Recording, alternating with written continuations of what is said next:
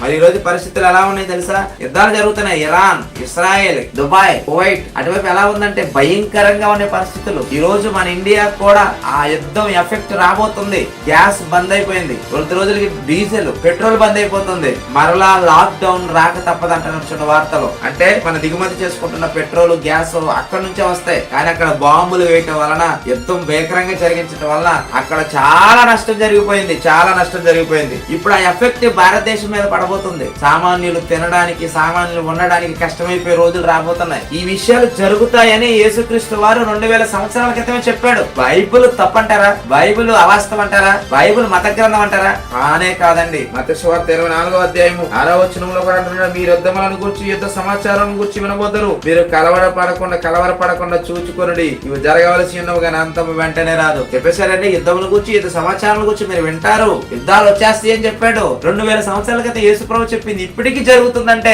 దేవుని వాక్కు ఏం చెప్పిందో అది జరుగు తీరుతుంది. అందుకే ఇప్పటి నుంచి ఆయన మేలుకొని యుద్ధాలు మానేసి ఒకరినొకరు సమాధాన పడి, ఒకరి తప్పులు ఒకరు మన్నించుకొని ప్రేమతో కలిసి ఉంటే దేశం సుభిక్షంగా సస్యశ్యామలంగా ఉంటుంది. కాదని పగను నూరి పోసుకొని పగను ఎవరిని నెరవేర్చుకోవాలని కాలు దువ్వితే దేశాలు కనబడకుండా మాయమైపోతాయి.